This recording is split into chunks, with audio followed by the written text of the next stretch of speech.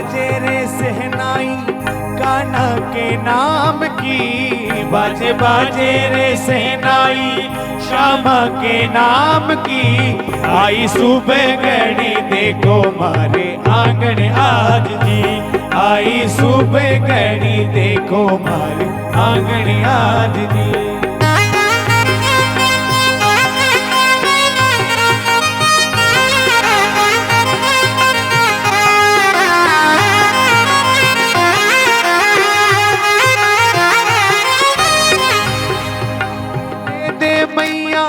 चुनरी भी दे दे, लहंगा भी दे दे मैया, चुनरी भी दे दे। साड़ी की दे दे सिलाई, यशोदा मैया दे दे बधाई। लल्ला सोने आई, यशोदा मैया दे दो बधाई।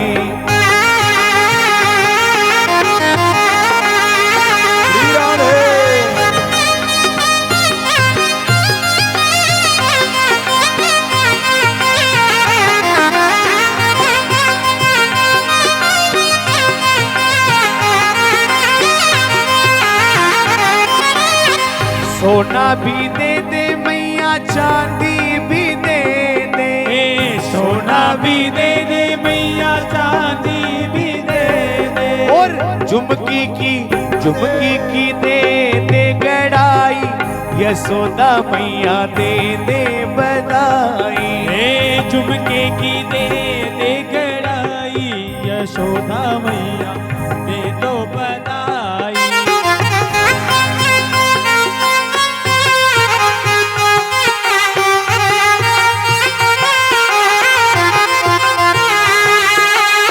वो दे दो बधाई मैया, दे दो बधाई, दे दो बधाई मैया, दे दो बधाई।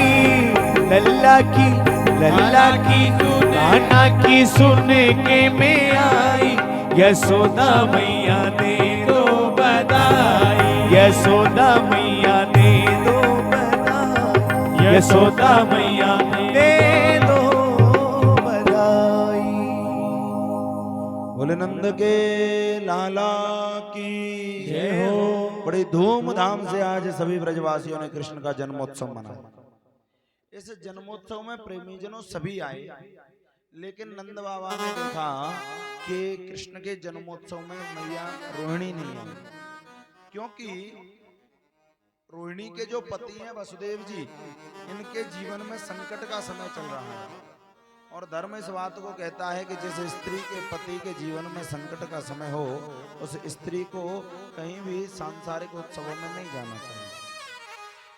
तब आज नंद बाबा और मैया यशोदा इनको समझा करके लाए हैं। रोहिणी की समझ में आई कि ये तो स्वयं भगवान का उत्सव है। ऐसी स्थिति में आप किसी सांसारिक उत्सव में न जाएं, लेकिन परमात्मा के दरबार में अवश्य जाना चाहिए, क्योंकि ये संकटों का निवारण करते हैं। उत्सव मनाते मनाते और नंद बाबा बहुत दिनों तक ये उत्सव चला, तो नंद बाबा ब्रजवासियों से कहने लगे कि देखो ब्रजवासियों, तुम लोग उत्सव मनाओ, तब तक मैं मथुरा जाकर के और कंस को कर दे करके आता हूँ। क्योंकि मथुरा के जितने भी ग्रामीण अंचल के लोग हैं, ये सभी महाराज कंस को कर देने के लिए आते हैं। कर देने के लिए गए, कर दे करके लौट रहे थे, मार्ग में वसुदेव जी मिले। कुछ समय के लिए वसुदेव जी को छोड़ दिया था। आज वसुदेव जी को देख करके नंद बाबा ने अपनी प्रसन्नता जाहिर नहीं की, मुझे पुत्र हुआ है, बड़ा प्रसन्न हूँ। आज नंद बाबा के नेत्रों में आंसू आ गए। रोते रोते कहने लगे कि वसुदेव जी, मैंने जैसे ही सुना कि तुम्हारे 6 पुत्रों को दुष्ट कंस ने मार दिया, 7वें बालक जो है गर्भ से ही अंतर ध्यान हो गया, और 8वें पुत्र के रूप में जिस कन्या ने अवतार लिया, जन्म लिया, वो भी आकाश मार्ग को चली गई। मुझे सुन करके बड़ा दुख हुआ। वसुदेव जी कहने लगे कि नंद बाबा, मन को छोटा क्यों करें, जो विधि का विधान होता है, जो भाग्य में लिखा होता है, वो तो होकर के ही रहता। अरे बाबा, मैंने सुना है कि आपके यहाँ एक पुत्र ने जन्म लिया है। नंद बाबा कहने लगे, हाँ महाराज, जरूर लिया है। कि तो मैं फिर उदास क्यों हूँ, मैं तो उसी पुत्र को अपना पुत्र मान लूंगा।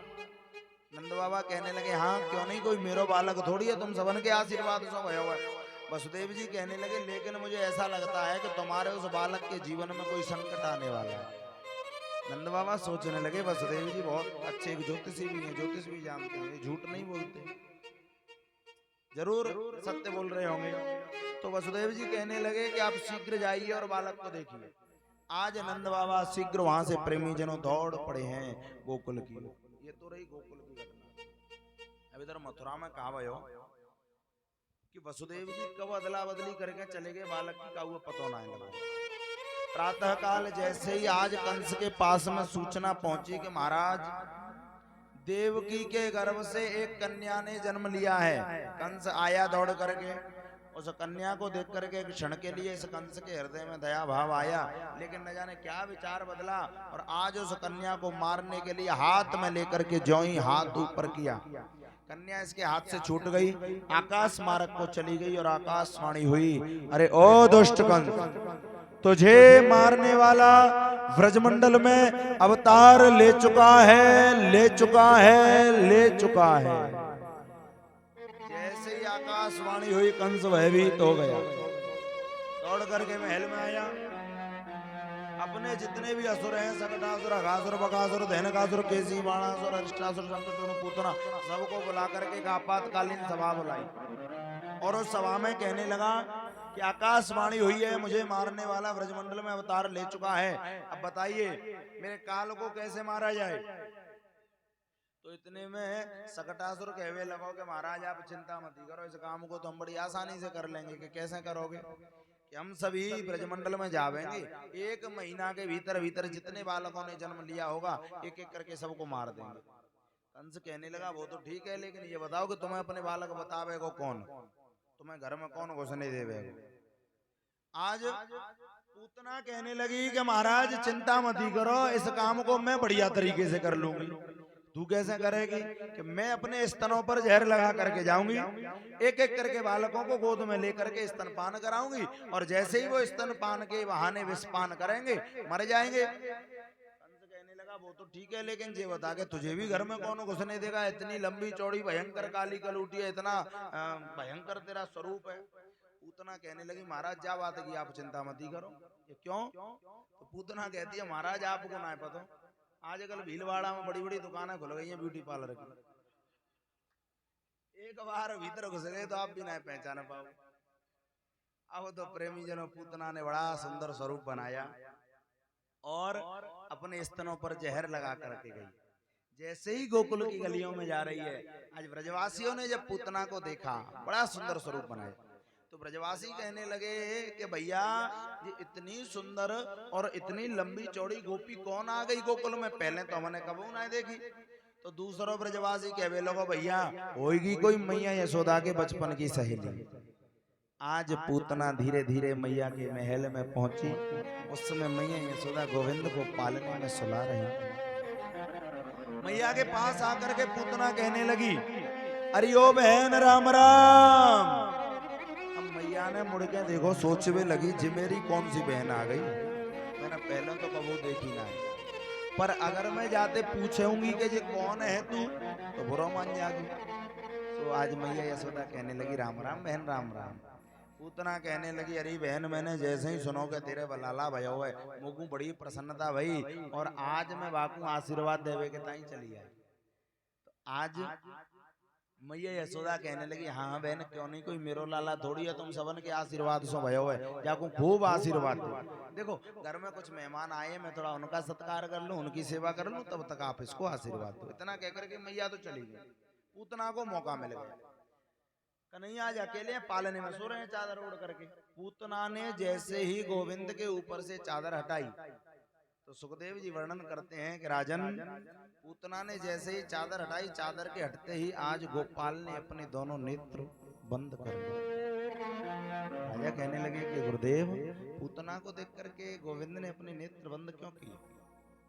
तो आज यहाँ बताया है कि भगवान के दाहिने नेत्र में सूर्य नारायण का वास है और बाएं नेत्र में चंद्र नारायण का वास है। आज सूर्य और चंद्रमा ये सोच रहे हैं कि सारी दुनिया भगवान से प्रेम करती है और ये राक्षसी भगवान को मारने के लिए आई है, इतना द्वेष है भगवान से। जिसके हृदय में भगवान के प्रति द्वेष हो, ऐसी दुष्टा के तो हम दर्शन भी करना नहीं चाहते। ऐसा सोच करके सूर्य चंद्रमा ने भगवान के नेत्र बंद कर लिए। दूसरा भाव ये है कि आज भगवान नेत्र बंद करके ऐसा विचार कर रहे हैं कि भले ही ये राक्षसी है, हमें मारने के लिए आई है, लेकिन ये काम तो वही करेगी जो एक माँ करती है। और भगवान जीव के सद्गुणों को देखते, दोषों को नहीं देखते। भगवान सोच रहे हैं कि मैं इसको कौन सी मुक्ति प्रदान करूं, ऐसा सोच करके नेत्र बंद कर लिया। तीसरा भाव ये है कि आज भगवान नेत्र बंद करके ध्यान करने लगे कि मेरे जितने भी अवतार हैं, उन अवतारों में दो मुख्य अवतार, एक रामावतार और दूसरा कृष्ण अवतार।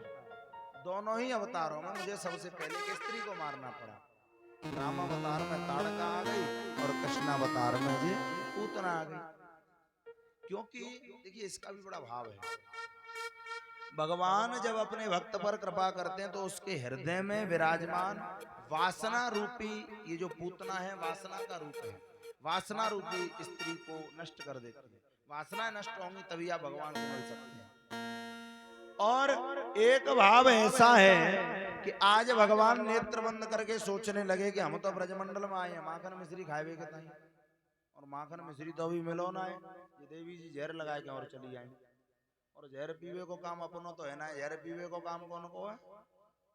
भोले बाबा। आज नेत्र बंद करके भोलेनाथ को ध्यान करने लगे कि हे भोलेनाथ आइए, आकर के मेरे कंठ पर विराजमान हो जाइए और इस पूतना के स्तनों पर लगे हुए विष को पान कीजिए। आज पूतना ने जैसे ही गोविंद को अपनी गोद में लिया, स्तन निकाल करके उसके मुख में दिया, आज गोपाल दूध पीने लगे। पूतना सोचने लगी ज्यादा से ज्यादा 2-4 घूंट पीवे को मर जाएगा, लेकिन आज पूतना ने देखा कि भगवान को दुग्ध पान करते करते 5 मिनट है गए, 10 मिनट है गए, 20 मिनट है गए, आधा घंटा है गया। पूतना सोचने लगी हे भगवान जी कैसो बालक है, मरी ना रहे। अब तो भगवान ने पूतना का स्तन पान करते करते उसके प्राणों को खींचना आरंभ कर दिया। जब जीव के प्राण निकलते हैं तो उसको सांस लेने में कठिनाई होती है। जब प्राण निकलने लगे तो इसको सांस लेने में कठिनाई होने लगी। आज ये घबराने लगी, घबराते हुए चिल्ला करके कहने लगी, अरे ओ कन्हैया छोड़ छोड़ छोड़ कन्हैया छोड़। जैसे ही छोड़ छोड़ कहवे लगे सोई आज वो नहीं सो कन्हैया बोले कहवे लगो, कह रहे ओ मौसी जी हम पे तो पकड़े वो आवे, छोड़े वो तो हमने कबू सीखो ही ना। पहले तो हम काऊ को पकड़े ना है, और एक बार अगर काऊ को हाथ पकड़ ले में तो पार लगाए बिना हम ना छोड़े बीच। अब तो पूतना एकदम घबरा गई कि जी कैसो बालक है, ने कैसो बालक बोल रहे हो। पूतना गोविंद को लेकर के दौड़ पड़ी, यमुना किनारे पर आ गई। ऐसा वर्णन आता है, ऐसा भाव प्रकट करते हैं कुछ संत कुछ विद्वान कि जब पूतना के प्राण निकले हैं तो पूतना ने एकदम विशाल शरीर धारण कर लिया, कई किलोमीटर लंबी चौड़ी हो गई। और जब ये जमीन पर गिरी है तो इसके शरीर के नीचे आकर न जाने कितने पेड़ पौधे बाग बगीचे टूट करके चकनाचूर हो गए। बोले भक्तवत्सल भगवान की जय हो। अब इधर तो पूतना मर गई, उधर तब तक नंद बाबा दौड़े दौड़े महल में आए। मैया यशोदा से कहने लगे कि देवी एक बात बता, कन्हैया कहाँ है? मैया कहने लगी कि पालने में सो रहे हो है। पालने में जाके देखो प्रेमी जनों तो पालना एकदम खाली है। अब पालना जब खाली है तो मैया घबरा गई, हाहाकार मच गया, कन्हैया कहाँ है, कन्हैया कहाँ है, कन्हैया कहाँ है। तब तक एक ब्रजवासी कहवे लोगों मैं बताऊं कहाँ है कन्हैया, क्या बता कि यमुना के किनारे पर उस राक्षसी के वक्ष स्थल पर किलोल कर रहा है। सबरे दौड़ पड़े। जैसे ही आज मैया ने और पूतना के वक्ष स्थल पर गोविंद को खेलते हुए देखा, दौड़ करके गोविंद को अपने अंक में भर लिया, कर लेकर के आई और आज गाय की पूंछ से झाड़ा लगा करके कन्हैया की नजर उतारने लगी। और नजर उतारते हुए कहती हैं, इंद्रियाणि ऋषिकेश प्राणा नारायणोवत् श्वेत द्वीप पतिश्चित्तम मनोयोगेश्वरोवतु। इंद्रियाणि ऋषिकेश, मेरे कन्हैया की इंद्रियों की रक्षा ऋषिकेश भगवान करें। प्राणान नारायण, लाला के प्राणों की रक्षा नारायण भगवान करें। श्वेत द्वीप पतिश्चित्तम, चित्त की रक्षा श्वेत द्वीप के पति करें। और मनो योगेश्वरो भवतु, मन की रक्षा योगेश्वर भगवान करें। और आगे कहती है कि क्रीडंतम पातु गोविंद शयनम पातु माधव, खेलते हुए लाला की रक्षा गोविंद करें, सोते हुए लाला की रक्षा माधव करें। जब मैया नजर उतार रही हैं तो कन्हैया गोद में लेटे लेटे हंस रहे हैं। देखो तो सही कैसो जमानो आ गयो, हमारे ही नाम से हमारी नजर उतारी जा रही है, ऐसा विचार कर रहे हैं। आज ऐसा वर्णन है कि जब ब्रजवासियों ने शरीर के छोटे छोटे टुकड़े किए और आज उसका अंतिम संस्कार किया। जब अंतिम संस्कार किया तो उसके शरीर में से प्रेमीजनों सुगंधी निकली। राजा कहने लगे कि ये तो राक्षसी है, इसके शरीर में से दुर्गंधी निकलनी चाहिए, सुगंधी क्यों निकली? तो सुखदेव जी कहते हैं कि राजन, भले ही ये राक्षसी है लेकिन इसने काम वही किया जो एक माँ करती है। और भगवान जीव के हमेशा गुणों को देखते हैं, अवगुणों को नहीं देखते। भगवान ने देखा भले ही राक्षसी है लेकिन काम ये वही करेगी जो एक माँ करती है, इसलिए आज गोपाल ने प्रेमीजनों पूतना को भी मुक्ति प्रदान की है। इतना बड़ा कृपा का सागर, इतना बड़ा कृपालु और कौन हो सकता है? प्रेम से बोलो राधे राधे। यहां से आगे वर्णन आता है कि आज भोले बाबा को पता लग गई कि कन्हैया ने अवतार ले लिया। भोले बाबा को पता लग गई तो भोले बाबा आए हैं दर्शन करवे के ताई। भोले बाबा जैसे ही ब्रज की गलियों में आए, मैया के द्वार पर आकर के आज आवाज लगाई, अलख निरंजन। मैया कहने लगी कौन है? तो भोले बाबा कहते हैं कि हमें योगी, कहाँ से आए हो? कैलाश से। क्या काम है? कि तेरे लाला के दर्शन करने हैं। मैया कहने लगी बाबा देख, तो जो भी चाहिए सीधे सीधे बता दे। तुझे वस्त्राभूषण चाहिए, वस्त्राभूषण ले ले। गैया बछड़ा चाहिए, गैया बछड़ा ले ले। तुझे धन चाहिए, धन ले जा। अनाज चाहिए, अनाज ले जा। माखन मिश्री चाहिए, दूध माखन ले जा। बोल क्या चाहिए? बाबा कहने लगे मैया मोकू को छूना चाहिए, मोकू तो तेरे लाला के दर्शन करने हैं। मैया कहने लगी लाला के दर्शन तो तू ना करावे, तो ना करावेगी मैया? मैया कहती है लाला के दर्शन जा वजह से ना कराऊंगी, क्योंकि तोकू देख के मेरो लाला डर जावेगा। तेरे गले में जो सांप बिच्छुन की माला पड़ी है, इनको देख के मेरो कन्हैया डर जावेगा। बोले बाबा कहने लगे मैया तू बड़ी बोरी है। क्यों? अरे मेरे गले में तो जो छोटे छोटे सांप बिच्छू पड़े हैं, तेरो जी बेटा है, तेरो जी कन्हैया है ना, जो तो 1000 फण वाले नाग पर शयन करता है, विश्राम करता है। मैया कहने लगी बाबा मोकू ऐसो लग रहा दिखे क्या तू भांग खा के आयो? बोले बाबा कहने लगे बात तो सही है। अरे मेरो कन्हैया तो फोटो में सांप देख ले तो डर जावे, तू कह रहे हो 1000 फण वाले सांप पर शयन करे।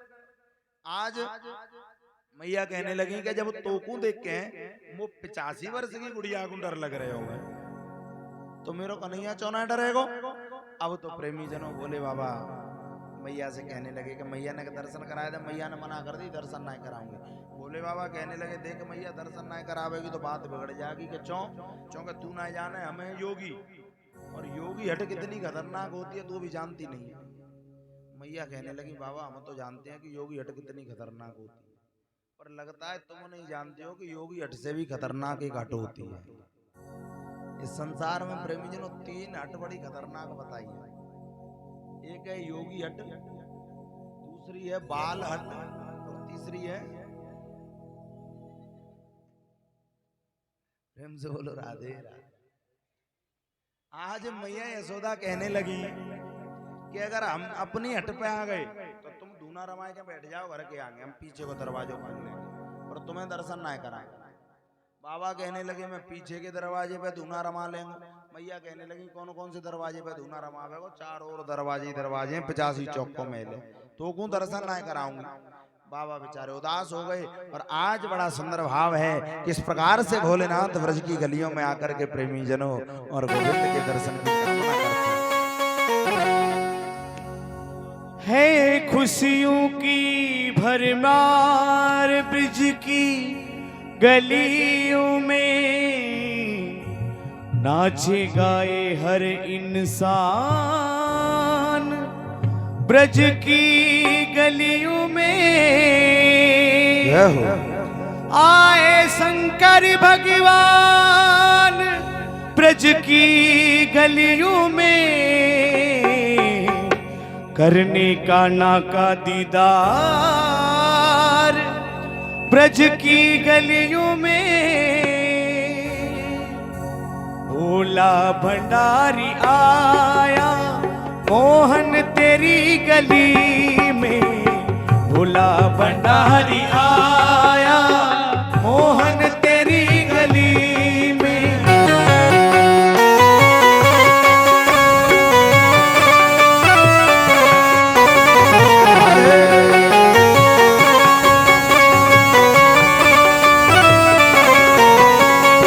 मोहन तेरी गली में, कान्हा तेरी गली में, मोहन तेरी गली में, कान्हा तेरी गली में, भोला भंडारी आया मोहन तेरी गली में।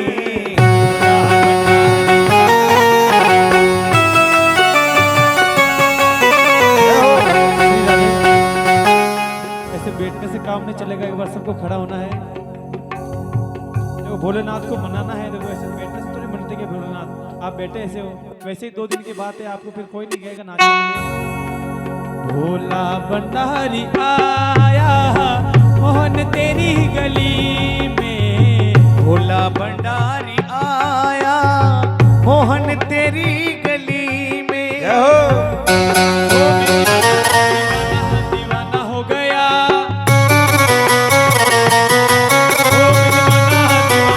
दीवाना हो गया।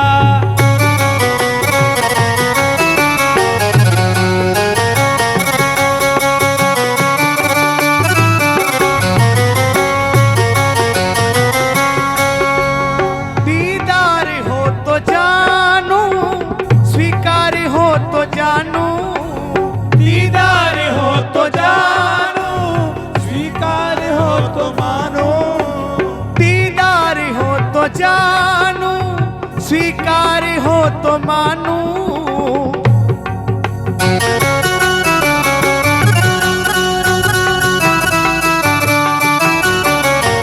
विश्वास मुझको लाया मेरे मोहन, विश्वास मुझको लाया मोहन तेरी गली में, भोला भंडारी आया मोहन तेरी गली।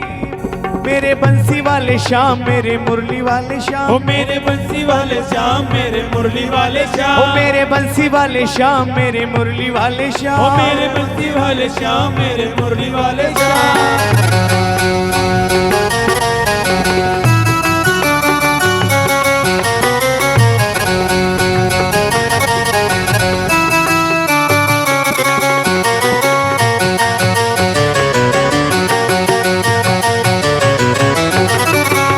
हमने सुना है मोहन तुम तो दया निधि हो, हमने सुना है मोहन तुम तो दया निधि हो। हमने सुना है मोहन तुम तो दया निधि हो। हमने सुना है मोहन तुम तो दया निधि हो। आशा में लेके आया मेरे मोहन, आशा में लेके आया मोहन तेरी गली में, भोला भंडारी आया मोहन तेरी गली में। बंसी वाले श्याम, मेरे मुरली वाले श्याम। मेरे बंसी वाले श्याम, मेरे मुरली वाले ओ श्याम। मेरे बंसी वाले श्याम, मेरे मुरली वाले श्याम।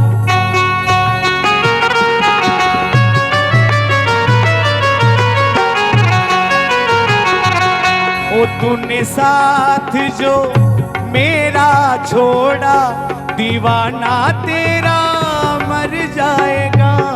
तूने साथ जो मेरा छोड़ा, दीवाना तेरा मर जाएगा। तूने वादा जो मुझसे तोड़ा, दीवाना तेरा मर जाएगा। तूने साथ जो, ओ तूने नाता जो, तूने साथ जो मेरा छोड़ा, दीवाना तेरा मर जाएगा।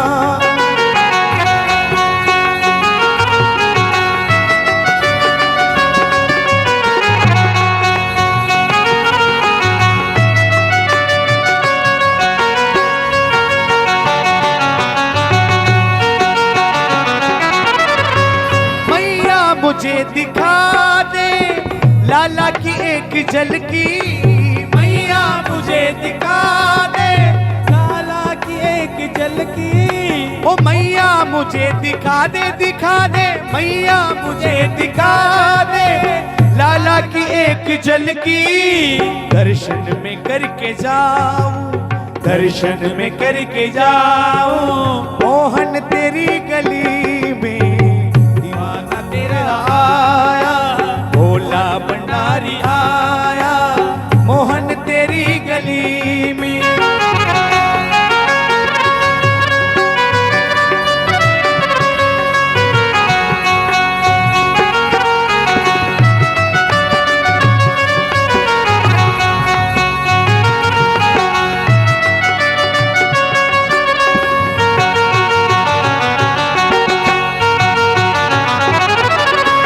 मुझको अगर मिली ना भिक्षा तेरे दरस की, मुझको अगर मिली ना भिक्षा तेरे दरस की, मुझको अगर मिली ना भिक्षा तेरे दरस की,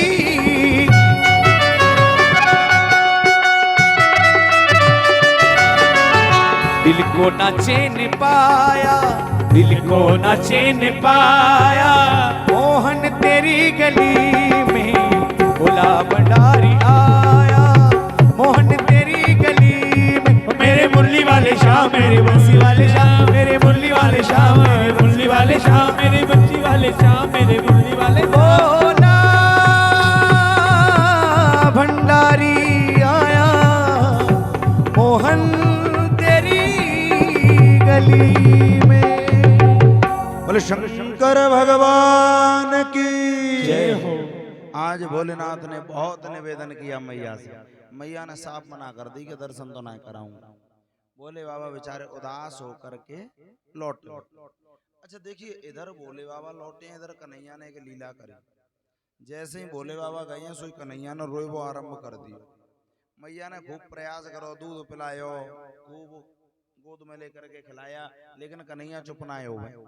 अब मैया सोचने लगी कि ऐसी कहावत है जो कन्हैया चुप ना है। अगल बगल की आस पड़ोस की और गोपियां आ गई, कहने लगी मैया एक बात बता, तेरो कन्हैया इतना काहे क्यों रोवे? मैया कहवे लगी मेरी खुद समझ में ना आ रही, क्यों रो रहे हो? गोपी कहने लगी कि कहूँ ऐसा तो ना है कि तेरे कन्हैया को काऊ की नजर लग गई होए? एक बात बता, सवेरे तो कोई आयो का? मैया कहने लगी कि वैसे तो कोई ना आयो, लेकिन आए कि सांपन वारो बाबा जरूर आयो हतो, और जब से वो गयो है तब से ही कन्हैया रोवे। गोपी कहने लगी फिर तो हो न हो, जरूर वह सांपन वाले बाबा को ही कमाल है, बता किधर गयो है? आज मैया ने इशारा कर दिया कि इस तरफ गया है। दौड़ी दौड़ी गोपियां गई, आगे जाकर के देखा कि भोलेनाथ एक वृक्ष के नीचे और धूनी रवा करके बैठी है। आज गोपियों ने जाकर के बाबा को प्रणाम किया, हाथ जोड़कर कहने लगी कि अरे बाबा ने हमारे संग चलो नंद भवन में, तो को मैया यशोदा बुला रही। तो बाबा कहने लगे कि हमें कहूँ ना जानो कि क्योंकि अभी हम गए थे तो तेरी मैया ने लाला के दर्शन की मना कर दी, अगर तेरी मैया कन्हैया के दर्शन करावे तो हम जावे। गोपियां कहने लगी कि हम वचन देती हैं कि तुम्हें कन्हैया के दर्शन जरूर कराएंगे। और क्या कहती हैं कि चल रे योगी नंद भवन में, तो ही यशोदा माए बुलावे, बाके लाला को नजर लगी है तो पेराई लोन करवावे। बाके छोरा को नजर लगी है तो पर नजर उतरवावेंगे, चल हमारे साथ। अब तो भोले बाबा से जब वचन दिया कि कन्हैया के दर्शन करा देंगे, तो भोलेनाथ आ गए। जैसे ही मैया के सामने आए, मैया कहने लगी कि बाबा तुझे कहा करके गयो है, जब ते तू गयो है तब ते मेरो लाला रोवे ही रोवे, चुपना है रे। बाबा कहने लगे मैया ला अपने लाला को मेरी गोद में दे दे। मैया कहने लगी बाबा तेने दर्शन की गई, गोद में लेवे कि ना के गोद में ना दूंगी। बाबा कहने लगे ना देरी मती देवे, हम तो जा रहे हैं। बोले बाबा चल दे। आज मैया ने जैसे तैसे डरते डरते कन्हैया को बाबा की गोद में दे, और जैसे ही गोपाल आज भोलेनाथ की गोद में आए, सोई प्रेमी जनों एकदम खिलखिला करके हंसने लगे। और बाबा की गोद में जैसे ही गोविंद हंसे, मैया ने झपट करके फिर कन्हैया को छीन लिया। मैया की गोद में आवे तो रोवे और बाबा की गोद में हंसे। अब मैया कहने लगी बाबा कोई ऐसी लीला करो, ऐसी कृपा करो कि मेरो कन्हैया मेरी गोद में भी हंसे। तो आज भोलेनाथ कहने लगे कि इसके लिए तुम्हें एक काम करना पड़ेगा, अपने भवन में मेरा एक मंदिर बनवाओ। जब तुम अपने लाला को स्नान कराओ तो वो स्नान का जल मेरे ऊपर से होते हुए जाना चाहिए।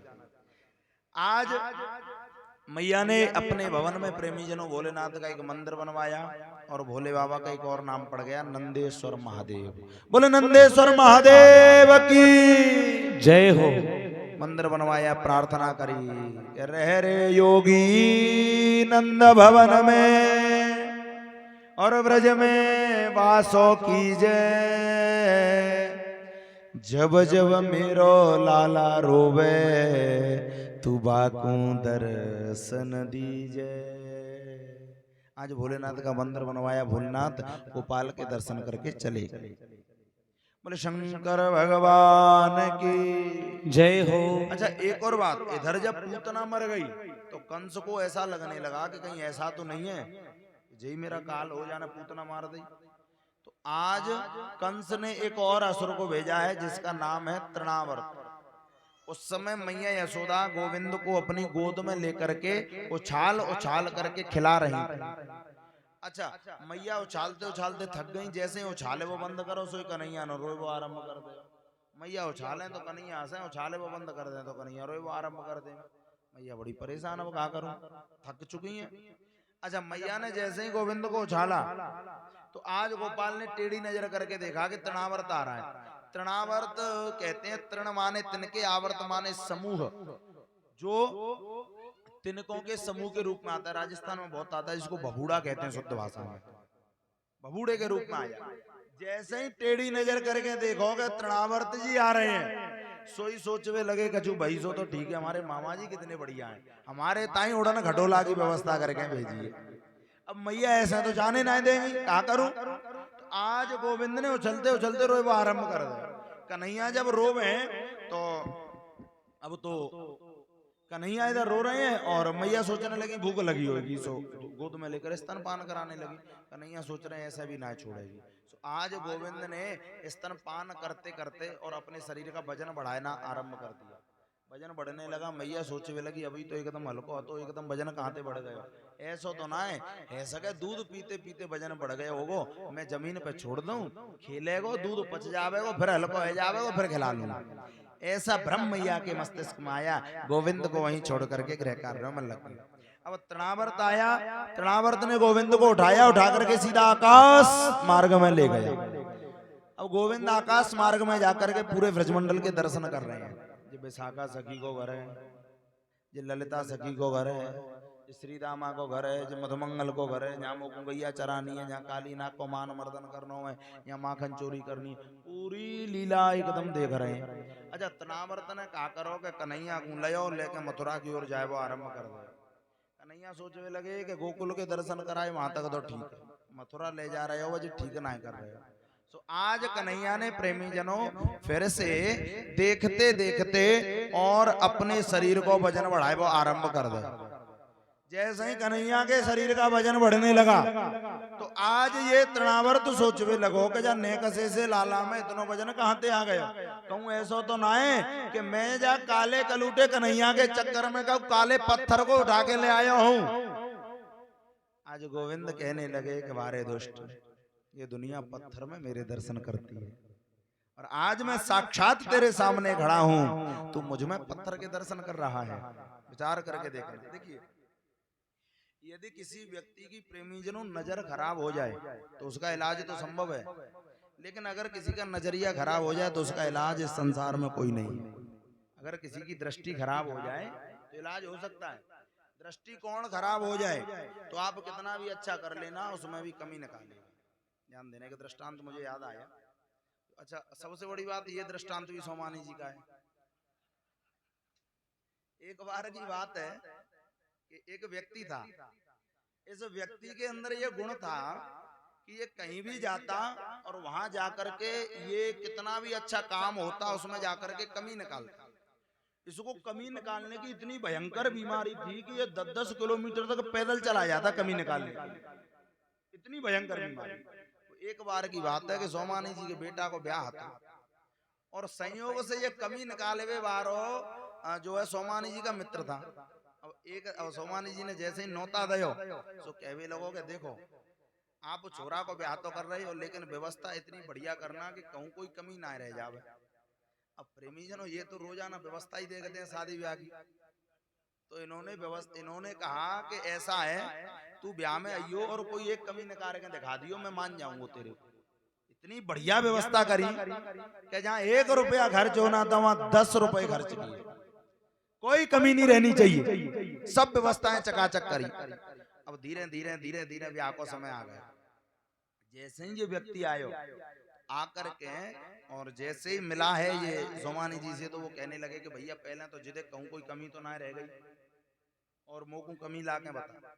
अब ये व्यक्ति गया एक एक कोने में देखा, हर चीज देखी लेकिन व्यवस्था इतनी शानदार कि कहीं कोई कमी नजर ना आई। अब ये सोचने लगो कि और तो कहीं कमी ना नजर आई, एक काम करता हूँ भोजन करता हूँ और भोजन में जितने भी आइटम बने कहीं ना कहीं तो कोई कमी होगी, कहीं नमक की कमी होगी तो मिठाई में मीठे की कमी होगी। अब जैसे ही भोजन करवे के ताई बैठो तो पकवान एक से एक स्वादिष्ट, वहां भी कमी नहीं। अब कहा करे भोजन करके प्रेमी जनों नीची नजर करके पतली गली से निकल रहा था, सामने ही मिल गए। कहने लगे भैया एक बात बता तो कहूँ कोई कमी नजर आई कि नहीं आई? तो जो व्यक्ति कहने लगा महाराज आपने व्यवस्था इतनी सुंदर की है कि मुझे कहीं भी कोई कमी नजर ना आई, लेकिन कहने लगे लेकिन क्या? लेकिन एक छोटी सी कमी रह गई। क्या वो कहाँ कमी रह गई? कमी ये रह गई कि जब मैं भोजन कर लेता हूँ तो भोजन करने के बाद में मुझे दांत कुरेदने की आदत है। जिस पत्तल पे मैंने भोजन किया उस पत्तल में पत्तों को जोड़ने वाली सीख को निकाल करके जब मैंने अपने दांत कुरेदे तो वो सीख थोड़ी कड़वी थी, ये कमी रह गई। कहने का मतलब है कि जिस व्यक्ति का प्रेमी जनों नजरिया खराब हो गया, दृष्टिकोण खराब हो गया, भगवान में भी कमी निकाल देगा। इसलिए यदि कोई व्यक्ति आपकी बुराई भी करे तो जीवन में कभी विचलित नहीं होना चाहिए। इस बात को हमेशा ध्यान रखना, क्योंकि कमी उसके खुद के अंदर है, कमी उसके खुद के अंदर है। भगवान पर कौन भरोसा नहीं करता है आपको पता है? जिसको खुद पर ही भरोसा नहीं होता है। दूसरों में कमियां कौन निकालेगा? जिसके अंदर खुद के अंदर कमी नहीं होगी। इसलिए इस बात को जीवन में ध्यान रखना चाहिए, नजरिया सही होना चाहिए, दृष्टिकोण शुद्ध रखना चाहिए। आज भगवान कहने लगे कि अरे दुष्ट, ये दुनिया पत्थर में मेरे दर्शन करती है, आज मैं साक्षात तेरे सामने खड़ा हूं और तू मुझ में पत्थर के दर्शन कर रहा है। आज गोविंद ने उस तृणावर्त को उठा करके 7 बार आकाश में घुमाया और धड़ाम से एक पत्थर पर दे मारा और उसकी गोविंदाय नमो नमः हो गई। बोले भक्त वत्सल भगवान की जय हो। तृणावर्त मर गया। इधर क्या हुआ कि गोविंद तकरीबन धीरे धीरे 1 वर्ष के है गए और अभी तक इनका नामकरण नहीं हुआ। शास्त्र इस बात को कहते हैं कि ज्यादा से ज्यादा खींच करके 6 महीने के भीतर भीतर नामकरण हो जाना चाहिए। अब नंद बाबा फुर्सत मिले उत्सव मनाए हुए पे तब तो नामकरण करावे, फुर्सत ही ना मिली। मैया ने इतने उत्सव मनाए हैं गोविंद के प्रेमी जनों, रोज उत्सव मनाती। कन्हैया अगर सोते सोते अपने आप किसी दिन करवट भी बदल ले सो मैया बुलावो लगवा देती कि गोपाल ने आज करवट बदल ली है और आज करवट बदल हुए कोई बुलावो भाई को उत्सव मना देती। इतने उत्सव मनाए। 1 वर्ष बीते, वसुदेव जी एक एक दिन गिनते चले जा रहे हैं। आज वसुदेव जी गर्गाचार्य जी के पास आए, गुरुदेव आप सब जानते हैं, आपसे कुछ भी नहीं छुपा, देवकी का अष्टम गर्भ और नंद यशोदा के यहाँ पल रहा है, आज तक उन्होंने नामकरण नहीं कराया, आप जाइए और उनका नामकरण करके आइए। लेकिन एक बात ध्यान रखना, नामकरण जब आप करें तो ये बात किसी को पता नहीं चलनी चाहिए, नहीं तो अगर कंस को पता चल गई तो वह बालक के जीवन में संकट आ जाएगा। क्योंकि गर्गाचार्य जी नामकरण करवे क्यों गए? यदुवंशियों के गुरु। आज गर्गाचार्य जी कहने लगे आप चिंता ना करें। गर्गाचार्य जी गोकुल में आई, नंद बाबा से मुलाकात हुई, नंद बाबा से थोड़ा सत्संग हुआ। नंद बाबा कहने लगे महाराज एक बात बताओ, मेरे घर में 2 बालक हैं, एक रोहिणी का भी यही थे। आज जब से ये बालक ने जन्म लिया है तब से इनके जीवन में कोई ना कोई संकट आ रहा है, क्या कारण है? गर्गाचार्य जी कहने लगे पहले इनका नाम बताओ तब हम इनके दिन देखेंगे। नंद बाबा कहने लगे नाम तो रोहिणी है, नाम नहीं रखा, पहले नामकरण तो करा लेते। नंद बाबा कहने लगे अब नामकरण कौन पर कराएंगे, आप आ गए आप ही कर दो। गर्गाचार्य जी कहने लगे हम ना करेंगे कि क्योंकि तुम कोई भी काम कराते हो बड़े धूमधाम से कराते हो। अगर हमने नामकरण करो और कंस को पता लग गई तो यह बालक के जीवन में संकट आ जाएगा कि कौन जी देवकी को पुत्र तो ना है। नंद बाबा कहने लगे कि तो क्या करें, एक उपाय हो सकता है, आप नामकरण जब कराएं तो ये बात किसी को पता नहीं चलनी चाहिए, गुप्त रूप से कराइए। अब तो नंद बाबा कहने लगे ठीक है। गर्गाचार्य जी को लिया और लेकर के गर्गाचार्य जी को ले जाकर के गौशाला में बैठा दिया। आज आकर के महल में आदेश दिया दोनों माताओं को कि अपने अपने पुत्रों को सजा करके ले आइए, दोनों बालकों का नामकरण होगा। बड़े भारी विद्वान आए हैं गर्गाचार्य जी महाराज। माताओं ने अपने श्रृंगार किए, पुत्रों को सजाया। अब पुत्रों को सजा करके जब ला रही तो ये अपन आपस में विचार करने लगी कि जब बाबा को हमने बड़ो नाम सुनो है कि बड़ो भारी विद्वान है, जाकी परीक्षा लेकर देखें कि जो बाबा विद्वान है भी के खड़ुआ पलटन बाबा है। तो दोनों माताओं ने अपने अपने पुत्रों की अदला बदली कर ली। अदला बदली करके जैसे ही आई बाबा के सामने बैठी तो आज जैसे ही गर्गाचार्य जी की नजर प्रेमी जनों गोविंद पर पड़ी, आज गोविंद को देखते ही और गर्गाचार्य जी गोपाल को देखते देखते देखते और देखते ही रह गए। समाधि लग गई उन्हें। ध्यान देना, समाधि दो प्रकार की होती है, एक होती है ध्यान समाधि, दूसरी होती है त्राटक समाधि। ध्यान समाधि उसे कहते हैं जैसे हम आसन लगा करके पालती मार करके और नेत्र बंद करके बैठ जाएं, किसी का ध्यान करने लगे, ये होती है ध्यान समाधि। एक होती है त्राटक समाधि, किसी भी व्यक्ति वस्तु या स्थिति को देख करके और हम उसके प्रति इतने भाव विभोर हो जाएं कि उसे टकटकी लगाकर देखते रहे और इस प्रकार से टकटकी लगा करके देखें कि हम शुद्ध बुद्ध भूल जाएं कि चल क्या रहा है, उसी को देखते रह जाए। हमारी नजरें पलक झपकना भी बंद हो जाए, शरीर जैसा है वैसा का वैसा ही धरा रह जाए, मुंह खुला का खुला रह जाए और तो और ज्यादा गहरी अवस्था में पहुंचने के बाद में श्वास लेना भी भूल जाए। इसको कहते हैं त्राटक समाधि। अब गर्गाचार्य जी की लग गई त्राटक समाधि। और ध्यान देना, आपके सामने कोई ऐसा व्यक्ति बैठा हो जिसकी आंखें खुली हो, मुंह खुला हो, शरीर ज्यों को त्यों धरो रह जावे, श्वास ले वो बंद रह जावे, अब क्या समझोगे? आज माताएं सोचने लगी कि हमें तो ऐसा लग रहा दिखे कि महाराज जी पधार गए। आवाज लगाने लगी, अरे ओ बाबा। गर्गाचार्य ने कोई उत्तर ना दे, सामने हाथ लाए, अरे ओ महाराज। गर्गाचार्य ने कोई जवाब ना दे। माताएं घबरा गई, जिका भयो आए थे नामकरण करवे के ताई पता ना कौन सो करण इन्हें कोई करना पड़ेगा। आज दोनों माताएं बेचारी घबरा करके खड़ी हुई और आज एक ने गर्गाचार्य जी को एक तरफ से पकड़ा, दूसरी माता ने गर्गाचार्य जी को दूसरी तरफ से पकड़ा और पकड़ के जैसे ही झकझोर, अरे ओ महाराज। गर्गाचार्य जी की समाधि खुली। ये क्या बात है महाराज, कहाँ चले गए थे? गर्गाचार्य जी कहने लगे मैं या बालक की मस्तिष्क रेखाएं देख रहे हो, ऐसे कि वो सूक्ष्म रेखाएं देखी जाती हैं तो ऐसे ही देखी जाती है। माताएं कहने लगी कि महाराज अगर थोड़ी देर और तुम ऐसे ही रेखा देखते तो जी सवरे ब्रजवासी तुम्हें देखवे के ताई आ जाते। प्रेम से बोलो राधे राधे। अब तुम जल्दी से नामकरण करो। नामकरण करने लगे तो आज जैसे ही मैया यशोदा की गोद में बैठे बालक को देखा है गर्गाचार्य जी ने, सो ही समझ गए। कहने सोचने लगे कि जो माताएं बड़ी चालाक हैं, परीक्षा लेवे के ताई आई हैं। आज क्या कहते हैं, ध्यान देना। मैया यशोदा से कि देवी अयम ही रोहिणी पुत्र रमयन सिरदो गुणै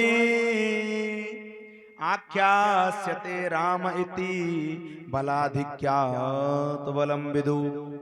कहते हैं कि मैया यशोदा से कि देवी तुम्हारी गोद में ये जो रोहिणी का बालक बैठा है, सोई माताएं खुश है गई कि बाबा विद्वान है, तुरंत सोने की अंगूठी उतारी बाबा को बैठ कर दे।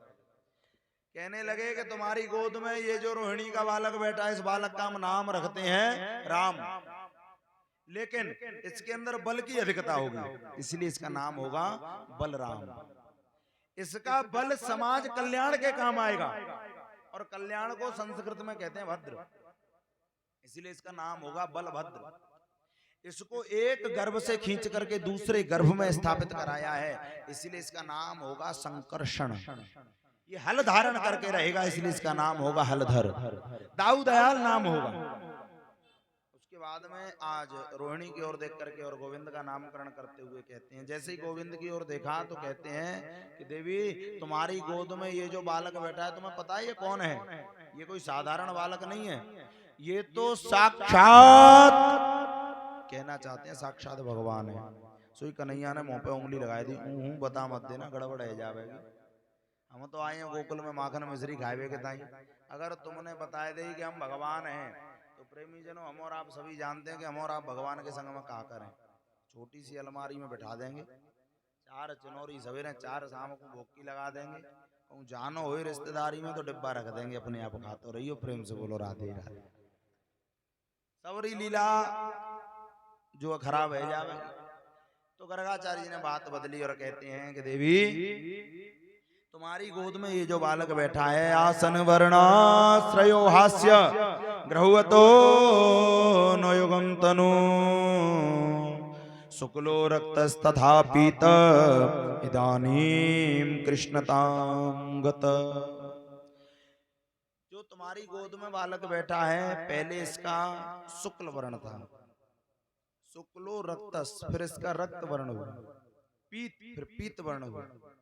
इस बार इसका जो वर्ण है वो कृष्ण वर्ण है, इसलिए इस पुत्र का हम नाम रखते हैं कृष्ण।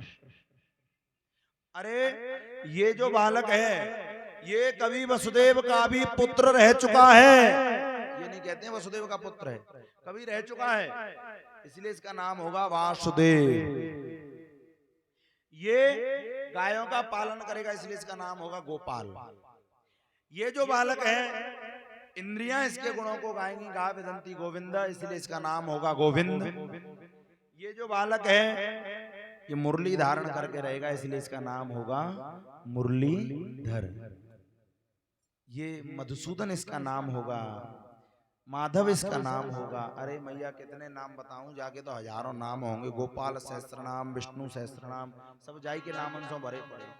मैया कहने लगी देख बाबा दक्षिणा कम पड़ रही हो तो और ले लियो, मोकू सरल से 2 नाम बताए दे, हजारों नाम बताए भी की जरूरत ना है।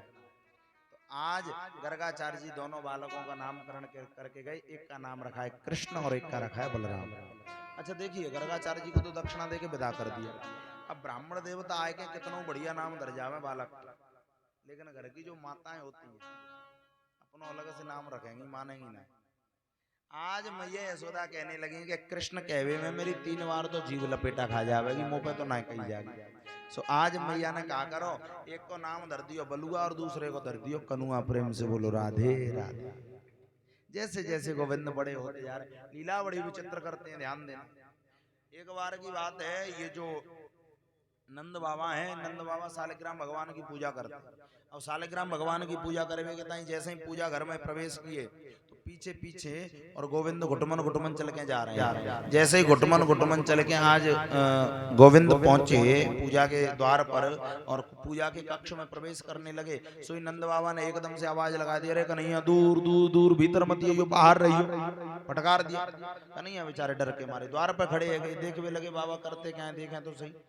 आज नंद बाबा सालिग्राम भगवान की पूजा करने लगे और गोविंद द्वार पर खड़े होकर के देख रहे हैं, ध्यान देना।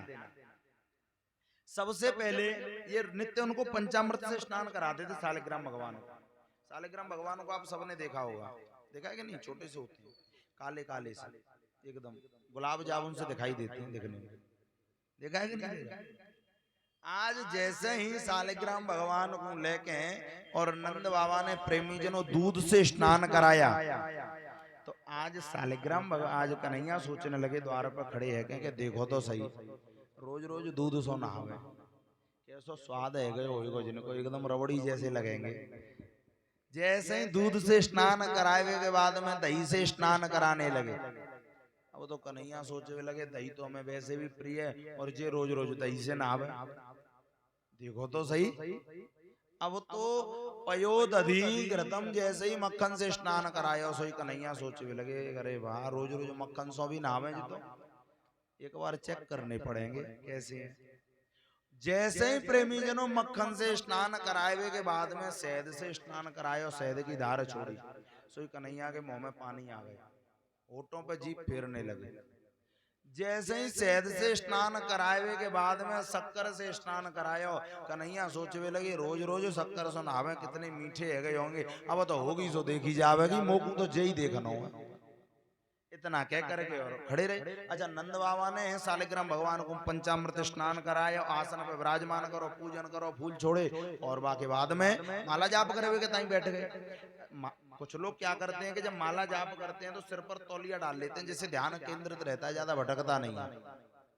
सिर पे तौलिया डाल करके जैसे ही जो भजन करवे लगे, आज कन्हैया घुटमन चले के आए, पूजा के कक्ष में प्रवेश किया।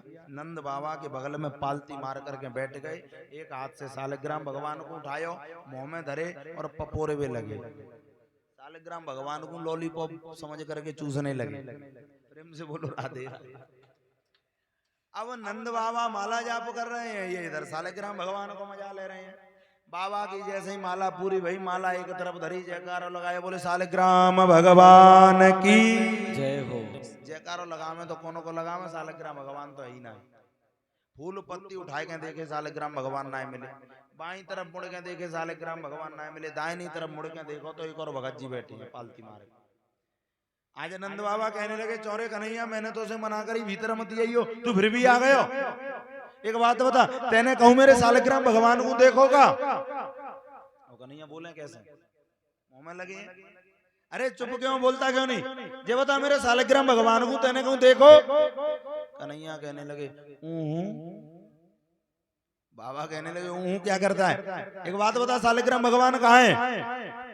कन्हैया बोले सोई बाबा समझ गए। एक तमाचा लगाया कन्हैया, जैसे ही तमाचा लगाया प्रेमी जनों, सोई सालिग्राम भगवान निकल के बाहर आ गए। अब तो नंद बाबा ने और आज सालिग्राम भगवान को पुनः पंचामृत स्नान कराया, क्षमा याचना मांगी, पूजन किया, निकल करके आए। गोविंद रोते रोते मैया के पास पहुंचे। मैया कहने लगी बाबा से कि बाबा तुमने मेरे कन्हैया को क्यों मारो? तो नंद बाबा कहने लगे कि देवी जी मेरे सालिग्राम भगवान को खा गए हो। मैया कहती है तुझे तो नेक सो बालक है, कहा जाने जाने गुलाब जामुन समझी होगी, खा गए होएगो, ऐसे मारोगे बालक? आज नंद बाबा कहने लगे कि देवी तुम्हारा ये जो लाड़ प्यार है ना, एक दिन कन्हैया को बिगाड़ देगा, ध्यान रखना। गोविंद जैसे जैसे बड़े होते जा रहे हैं, लीला बड़ी विचित्र कर रहे हैं। इन्होंने ब्रजमंडल के ग्वाल वालों को इकट्ठा किया और प्रेमीजनों अपनी एक मंडली बनाई, और वह मंडली को पता नाम का धरो, मंडली को नाम धर लियो है बाल गोपाल चौर्य विद्या प्रचार प्रसार मंडल। बाल गोपालों को चोरी की विद्या का प्रचार प्रसार करने का इन्होंने मंडल बनाया, खुद उसके अध्यक्ष बन गए। और अब घर घर में जाके और माखन चोरी करते, घर घर में जाके खुद खाते, ग्वाल वालों को खिलाते, बचा हुआ मक्खन बंदरों को लुटाते। अच्छा गोपियों का ऐसा अच्छा गोविंद जो लीलाएं करते ना, गोपियों को भी बड़ा आनंद आता था। ये माखन चोरी करना प्रारंभ किया, आज गोपाल का एक नाम पड़ गया माखन चोर भगवान। बोले माखन चोर भगवान की जय हो। गोपियों को इतना आनंद आता कि अगर कन्हैया और थोड़े से इतना गोपियों के यहाँ पे ना आवे चोरी करवे के ताई, या फिर गोविंद जो है गोपी के यहाँ पे दर्शन देवे के ताई ना आवे तो गोपी को मन ना माने। और कितना सुंदर भाव वर्णन किया यहाँ पर कि देखे बिन कान्हा जब मन नहीं माना, इन आंखों से आज हमने ब्रह्म पहचाना है। गोपाल जब चोरी करने के लिए नहीं आते तो गोपियां बहाने लगा करके शिकायत करने के लिए जाती थी मैया के यहाँ कि गोपाल के दर्शन तो है जावेंगे जब आने से, कि देखे बिन कान्हा जब मन नहीं माना, इन आंखों से आज हमने ब्रह्म पहचाना है। इन कृष्ण पद कमलों में मन को लगाना, इन गोपियों का ताना ये उल्हाना तो बहाना है। उल्हाना तो केवल बहाना था, इनके जीवन का मूल उद्देश्य गोविंद के दर्शन पाना था। आज इन सभी गोपियों ने एक बड़ा ही सुंदर प्लान बनाया। कुछ दिन से गोपाल नहीं आए थे, जैसे इनकी सास और दही माखन बेचवे की ताई मथुरा गई तो गोपियों ने अपने घर की मटकी फोड़ दी। एक गोपी ने 2 मटकी फोड़ी, एक ने 4 मटकी फोड़ी, एक ने 10 मटकी फोड़ी, एक ने तो लई घर की सवरी मटकी तोड़ दी। सास लौट के आई, मटकी कौन तोड़ी है? बहू कहने लगी और कौन तोड़ सके, आयो तो वो नंद को लाला और मटकी फोड़ के चलो गए। अब तो सास कहने लगी कि देखो अगर मैं जाऊंगी तो बात बिगड़ जाएगी, इसलिए काम करो तुम सब जाओ और उसकी शिकायत करके आओ। आज ये सभी गोपियां घरों से निकली हैं गोविंद की शिकायत के बहाने, एक चौराहे पर आकर के खड़ी हो गई। और चौराहे पर आकर के जैसे ही खड़ी हुई और इकट्ठी होकर के आज मैया यशोदा के महल की ओर जाने लगी। जैसे ही महल में गई मैया सोचने लगी कि आज मेरे घर में सत्यनारायण की कथा तो है ना है, आज मेरे घर में बालक को जन्मोत्सव भी ना है। फिर जी सबरी गोपी चो आ रही हैं, अब गोपी आई आवाज रही अरे ओ मैया बाहर आई बोल कहावत है। तो गोपियां कहने लगी कि तेरा लाला कहाँ है, कन्हैया को बुला। आज प्रेमी जनों कन्हैया को बुलाया। जैसे ही कन्हैया को बुलाया, कन्हैया ने आज गोपियों को देखा, तुरंत समझ गए कि ये गोपियां कोई न कोई लीला करेंगी। आज मैया का पल्लू पकड़ करके खड़े हैं, थर थर कांप रहे हैं। सुखदेव जी कहने लगे राजन एक बार नेत्र बंद करके इस झांकी का दर्शन करके देखना कि जो परब्रह्म परमात्मा संपूर्ण ब्रह्मांड को अपने इशारों से नचाता हो वो आज मैया का पल्लू पकड़ करके खड़ा है और इन गोपियों के डर से थर थर कांप रहा है। ये संभव है तो केवल प्रेम की शक्ति से, प्रेम के बंधन से। इस संसार में किसी को भी बांधने के बहुत सारे साधन बताए, रस्सी से बांधो, ताकत से बांधो, बंधन में बांधो, लेकिन सबसे मजबूत जो बांधने की डोर है वो प्रेम की डोर है। एक बार जो प्रेमी जनों प्रेम पास में बंध जाए वो खुल नहीं सकता। प्रेम से बोलो राधे राधे। आज ये गोपियां गोपाल की शिकायत करती हैं और क्या कहती हैं, आइए बड़े भाव से भजन के माध्यम से।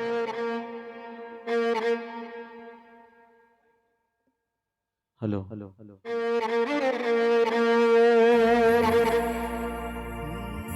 हेरी लाला तू नंद का तूने जन्म चराई ढोर, प्रीत की रीत जानो नहीं तूने खायो माखन चोर।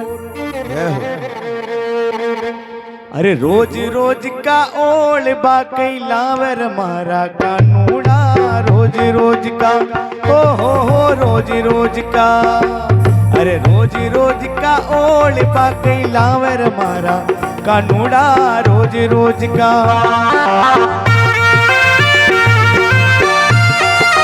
हरि हरि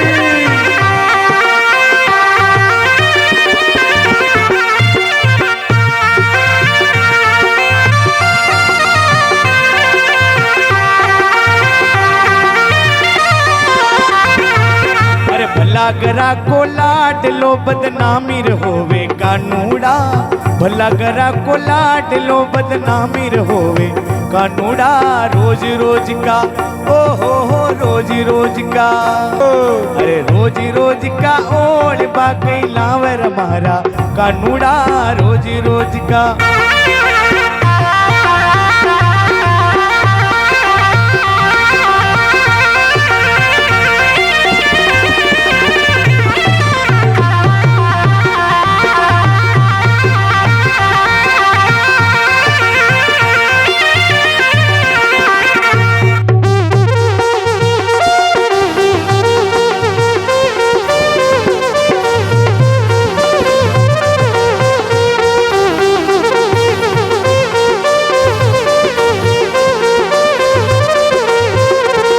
अरे गुजरिया का चक्कर में क्यों पड़ गयो रे मारा कानूड़ा, गुजरिया का चक्कर में क्यों पड़ गयो रे मारा कानूड़ा, रोज रोज का हो रोज रोज का, रोज रोज का ओल बाकई लावर मारा सांवरिया, रोज रोज का।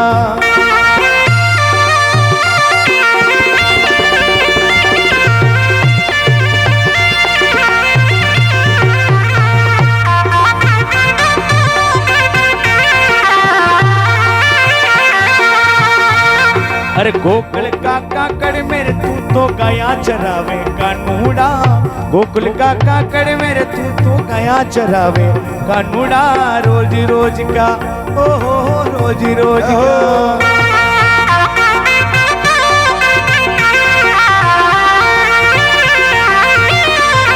अरे थारी रे मारी जोड़ी का ना, थारी मारी जोड़ी का ना, घनिया रूपाली रे मारी रे जोड़ी राशाम, मारी रे जोड़ी राशाम।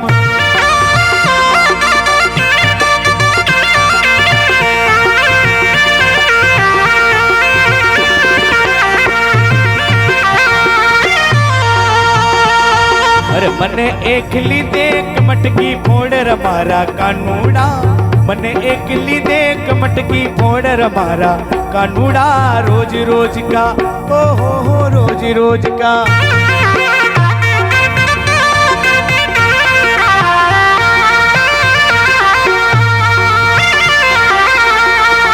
ओ सावरिया थारी सावली रे सूरतिया मनेड़ो, अरे मोवियो जी हो आवे थारी ओलूड़ी, हो आवे थारी ओलूड़ी। बोले कृष्ण कन्हैया लाल की, बोले माखन। बोले भक्तवत्सल भगवान की जय हो, बोले माखन चोर भगवान की जय हो। जय जय श्री राधे। आज ये गोपियां प्रेमी जनों और मैया यशोदा से शिकायत करती हैं और क्या कहती हैं, ध्यान देना। एक गोपी कहने लगी कि मैया तो को ना पता जो कन्हैया कैसी कैसी लीला करे, कैसी करे बता। कहने लगी कि मैया तेरो कन्हैया मेरे घर में आवे और मारी गैया खोल बछड़ा खोल के भाग जावे। तो मैया कहने लगी तो तेरो काम ही तो करे बछड़ा खोल देवे। तो मैया कहने लगी ना, गोपियां कहने लगी ना मैया तो को ना पतो ये बछड़ा पतो कब खोले, जैसे ही गाय धोबी को समय आवे बात ठीक 1 घंटा पहले बछड़ा खोल दे और बछड़ा सब दूध पी जावे। हम यहाँ से मना करें तो हमसे बोले कि दूध पे बछड़ा ने कोई तो अधिकार है, माने ही ना। आज मैया कहने लगी अच्छा, तब तक दूसरी गोपी कहने लगी मैया तो को ना पता जे तेरो कन्हैया के बड़ी विचित्र लीला करे। एक बार की बात है, गोपी कहती है एक बार की बात है कि मेरे घर में सत्यनारायण की कथा आती। सत्यनारायण की कथा के ताई प्रसाद के ताई में पंजीरी बूझ रही। जब मैं पंजीरी बूझ रही तो भाई समय न जाने कहां तेज कन्हैया आ गयो और आए के हमसे कहवे लगो अरे गोपी एक बात बता तुझे कहा कर रही है। मैं कहवे लगी कि मैं पंजीरी बूझ रही हूँ। तो नैक पंजीरी हमें दे दे। गोपी कहने लगी नाय कन्हैया पहले जय जय की पूजा होवेगी तब सबन को प्रसाद मिलेगा। कन्हैया कहने लगे कि देवी पहले तो जे बता कि जब ब्रजमंडल में हमसे बड़ो दूसरो जय जय कौन आ गया था कि पूजा होवेगी, पहले हमारा भोग लगा। गोपी कहने लगी ना है पहले पूजा होवेगी तब सबन को प्रसाद मिलेगा। कन्हैया ने बहुत जिद करी, गोपी ने मना कर दी। कन्हैया को क्रोध आ गया और क्रोध में आकर कहने लगा रे ओ गोपी एक बात बता तू मोको प्रसाद दे रही है कि नहीं दे रही। गोपी कहने लगी धमकी दे रहे हो और ना दे रही पंजीरी। बोले क्या करेगा। कन्हैया कहने लगे कि मैं तो को देखेंगो। इतना कह के कन्हैया चले गए। थोड़ी देर बाद न जाने कहां थे घूमते घूमते गोविंद आए और आकर के कहने लगे देवी एक बात बता तेरे घर में काय की पूजा है। तो वो गोपी कहने लगी कि आज मेरे घर में जो है और सत्यनारायण भगवान की पूजा है। कन्हैया कहने लगे कि तू जाए के देख ले तेरे सत्यनारायण भगवान प्रकट है गए। अब गोपी ने एक कक्ष जो है गाय के गोबर से लीप करके सत्यनारायण भगवान के लिए तैयार करो। वहां में तो चौकियां लगाई बाजोट लगाई सत्यनारायण भगवान के ताई। कन्हैया ने जैसे ही गई कि वह कमरे में जाके कक्ष में जाके देख ले सत्यनारायण भगवान तेरे आ गए। तो गोपी एकदम घबरा गई, पंजीरी छोड़ के जैसे ही वह कक्ष की ओर भागी तो जाने जाए के देखोगे कन्हैया ने जो बाजोट लगाई है पूजा के ताई भी बाजोट पर न जाने कहां से लाए के तो छोटे छोटे कुतिया के पिल्ला बिठा के चले गए। एकदम गोपी घबराई गई, बेचारी आई कहने लगी कि कन्हैया के पीछे भागी। कन्हैया कहवे लगे कि है गए सत्यनारायण भगवान के दर्शन, मैंने कई पंजीरी दे दे तू ना मानी। अब तो गोपी डंडा लेके भागी। कन्हैया कहने लगे अच्छा डंडा दिखा रही है चल कोई बात नहीं अभी तो तुम और देखेंगे। इतना कह के फिर चले गए। अब या गोपी ने दोबारा कमरे की सफाई की, गाय के गोबर से लीपा, पुनः पूरी तैयारी करी, सत्यनारायण भगवान की पूजा करी, प्रसाद लिया, कीर्तन किया, भोजन इत्यादि करके सो गए। और गोपी कहने लगी रात्रि का समय था मैं और मेरे पति सो रहे थे। कन्हैया न जाने कहां थे रात में मेरे घर में घुस आए और आए के सोते हुए मेरे पति की दाढ़ी और मेरी चोटी आपस में बांध करके चले गए। रात्रि का समय पति को प्यास लगी वो जैसे ही उठे तो उनकी दाढ़ी खींचने लगी, मेरी चोटी खींचने लगी, चिल्लाने लगे अरे तुम मेरी दाढ़ी क्यों खींचती हो। मैं कहने लगी तुम मेरी चोटी क्यों खींच रहे हो। जैसे तैसे करके पीछे छुड़ायो, उनकी आधी दाढ़ी उखड़ गई, मेरी आधी चोटी उखड़ गई। ऐसी ऐसी लीला करे। मैया इन बातों को सुन सुन करके हंस रही है। चोरे कन्हैया तू ऐसा करे जिस गोपी के घर में जाके माखन चोरी करे। कन्हैया कहने लगे, वो कन्हैया सफाई दे रहे हैं, मैया तो को ना पता तू बड़ी भोरी है। क्यों? सबरी गोपी झूठ बोल रही है। जो गोपी झूठ क्यों बोलेंगी? क्योंकि ये गोपी तो उससे चिढ़ती है, मोते क्यों चिढ़ेंगी? तो आज कन्हैया कहने लगे तेरे घर में सबसे ज्यादा गाय हैं, 9 लाख गऊ हैं, और सबसे ज्यादा तेरे यहाँ माखन हो गए, इसीलिए ये गोपी तो उससे चिढ़ती है। मैया आज ये भीतर ही भीतर तो उससे जलती है, इसीलिए मैं मेरे यहाँ माखन की क्या कमी है तो इनके यहाँ जाके चोरी करेंगे। ध्यान देना, सफाई दे रही है। और ये तुझसे भीतर ही भीतर चिढ़ती हैं, इसलिए मुझे चोर चोर कह के मेरा नाम बदनाम कर देंगे। और जब मैं चोर मेरा नाम चोर पड़ जावेगो तो मैं बड़ो हो जावेगो तो मेरे को ब्याह ना करेगो। क्या कहते हैं कि इनको पत्यारो करे मैं तस्कर ये साह, चोर नाम मेरो धरो मेरो होन न देंगी ब्याह। भैया इनको भरोसा कर रही, खुद साहूकार बन रही, मुझे तस्कर बना रही है। अरे चोर नाम धर के मोको बदनाम कर देंगी। जब मेरो चोर नाम पड़ जावेगा तो मेरो ब्याह ना होवेगो, जब मेरो ब्याह ना होवेगा तो तेरे घर में बहू ना आवेगी। अब मैया तू बता, जे सबन के घर में बहू आ जावेगी तेरे घर में ना आवेगी तो तुमको कैसा लगेगा? मैया चक्कर में पड़ गई, बोली वाली कहने लगी कन्हैया बिल्कुल ठीक कह रहे हो, सावरी गोपी झूठ बोल रही हो। आज सब गोपियों से कहने लगी कि तुम सब झूठ बोल रही हो, कन्हैया सही बोल रहा है। अगर मेरा कन्हैया चोरी करता है तो किसी दिन मेरे गोविंद को रंगे हाथ पकड़ के दिखाओ। गोपी बेचारी चुपचाप अपना सा मुंह लेकर के लौट आई। जब लौट के आई तो आज गोपियों ने आपस में प्लान बनाया कि कजू होवेगी सो देखी जावेगी, कन्हैया रंगे हाथ पकड़ के ही दिखा दे। एक दिन की बात है, कन्हैया अपनी मंडली के साथ में जैसे ही चोरी करवे के ताई गए तो गोपी ने पूरी तैयारी कर रखी। आज जैसे ही चोरी करवे के ताई गोपी के घर में घुसे तो जो माखन की मटकी है छींके पे लटक रही है। आज गोविंद ने देखा छींके पे लटक रही है, कैसे निकालेंगे माखन? तो गोविंद ने कहा करो कि अपनी मंडली में से कुछ ग्वाल वालों को नीचे खड़ा कर दिया, घेरा बना के, उसके ऊपर कुछ और खड़े हो गए, उसके ऊपर कुछ और खड़े हो गए, सबसे ऊपर कन्हैया खड़े हो गए। एक हाथ से छींके को पकड़ लिया, दूसरा हाथ मटकी में डालो, माखन निकालो, अपने से नीचे वारे को दयो, नीचे वारे ने नीचे वारे को दयो, और आपस में सब माखन खाए हुए लगे। ये सवरी लीला और गोपी देख रही है। आज जैसे ही गोपी ने ये देखा तो एकदम प्रेमी जनों उस भीड़ में से ये गोपी निकल करके आई डंडा लेकर। गोपी को देख करके सभी ग्वाल वाल एकदम कूद पड़े, कूद के भाग गए। कन्हैया लटके रह गए अकेले।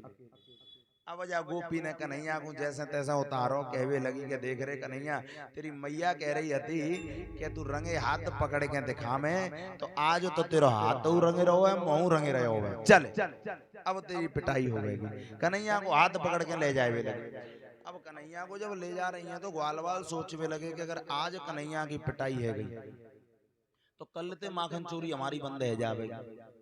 तो इन ग्वाल वालों ने नेत्रों में ही इशारा करके पूरी प्लानिंग तैयार कर ली और कहा करो कि एक ग्वाला गया और जा गोपी के ससुर जी को सामने से ले आया। उसको देख करके गोपी ने घूंघट लगा लिया।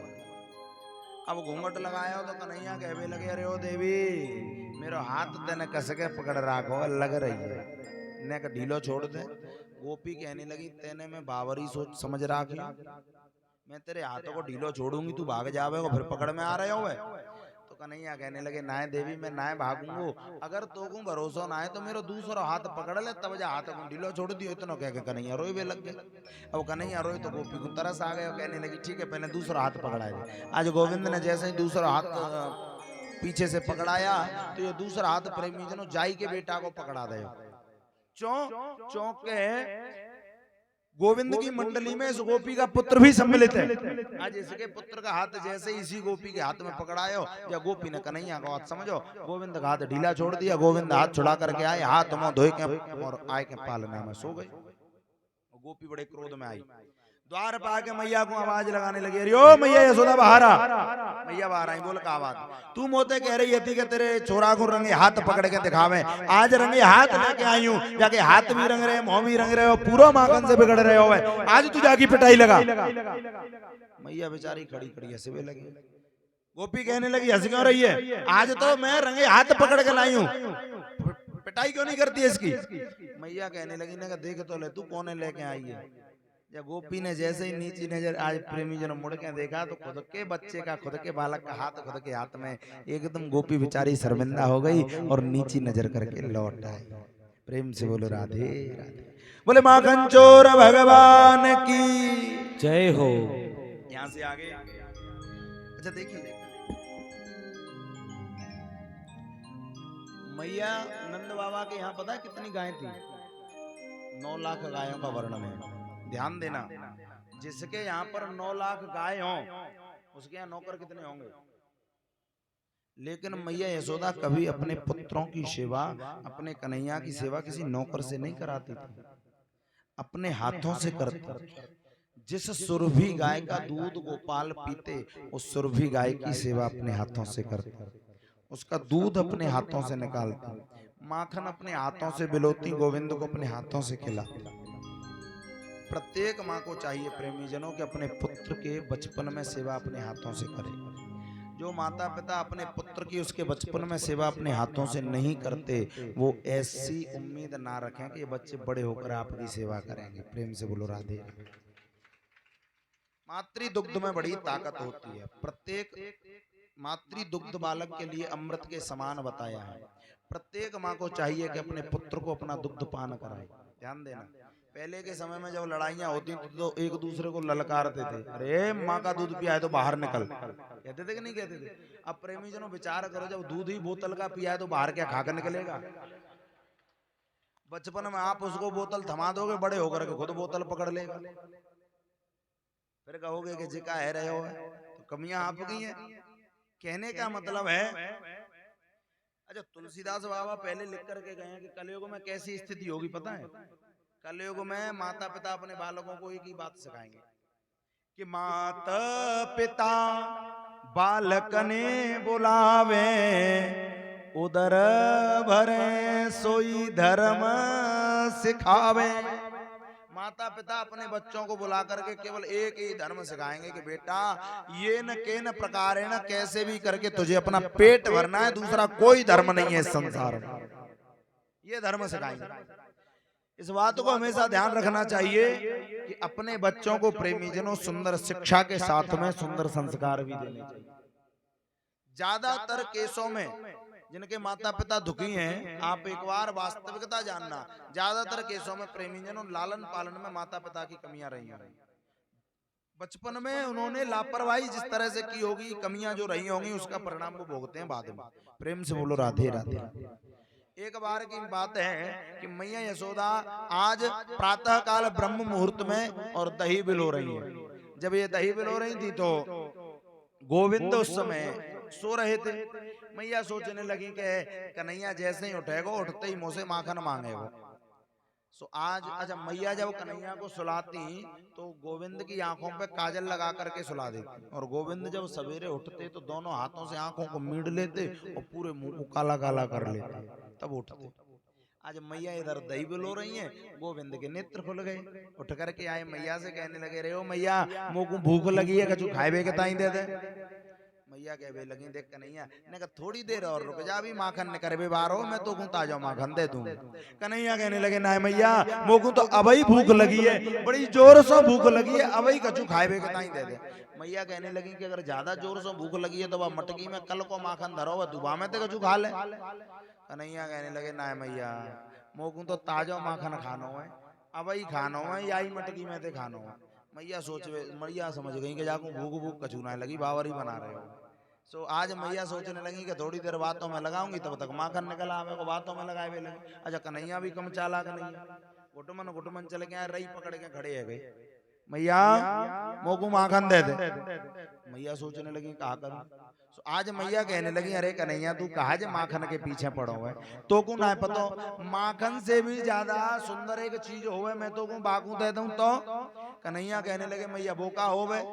तो प्रेमी जनों ब्रह्म मुहूर्त का समय था, आसमान में चंद्रमा प्रमुदित हो रहे हैं। आज मैया कहने लगी कि कन्हैया मैं तो को माखन से भी ज्यादा सुंदर एक बहू ला के दे दूंगी, माखन से भी ज्यादा सुंदर चंदा ला के दे दूंगी, चंद्रमा प्रमुदित हो रहे हैं। अब कन्हैया माखन ले वो तो भूल गए, कहने लगे मैया हम तो चंदा लेंगे, चंदा लेंगे, चंदा लेंगे।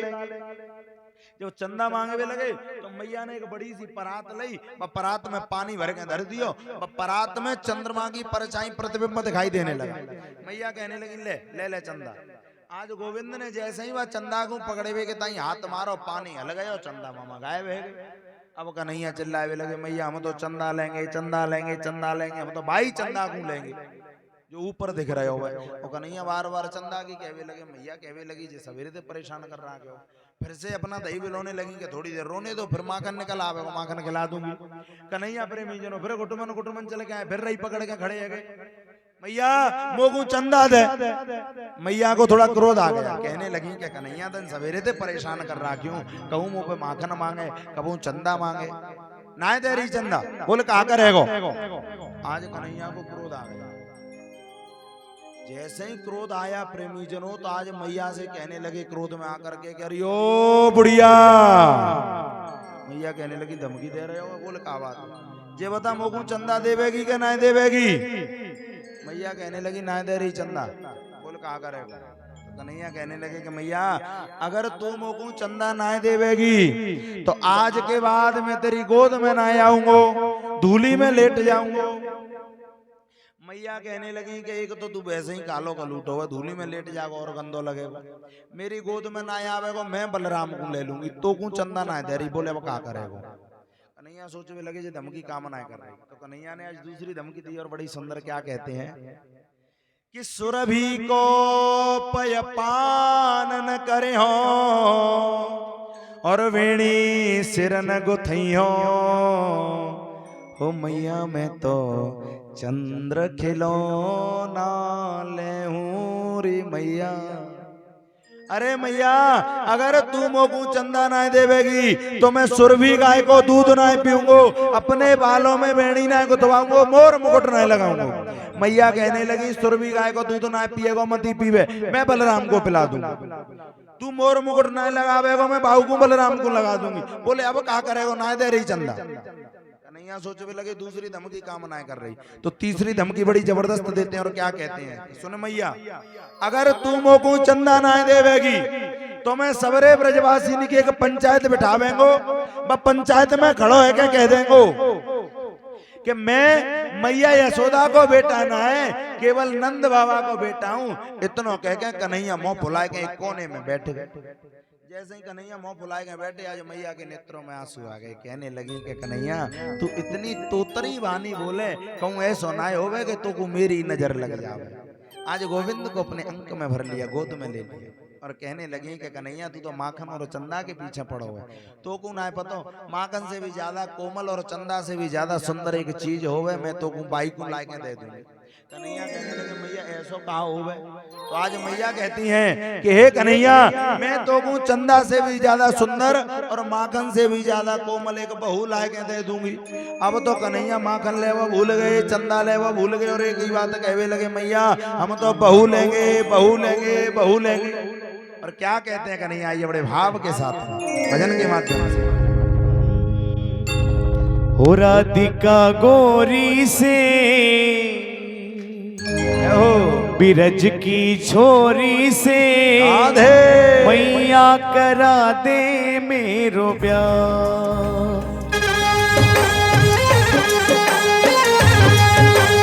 हरी हरी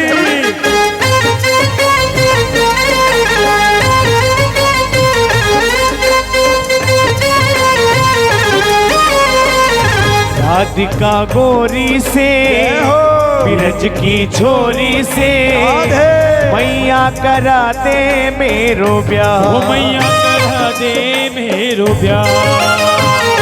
उम्र तेरी छोटी है, नजर तेरी खोटी है, कैसे करा दूं तेरो ब्याह।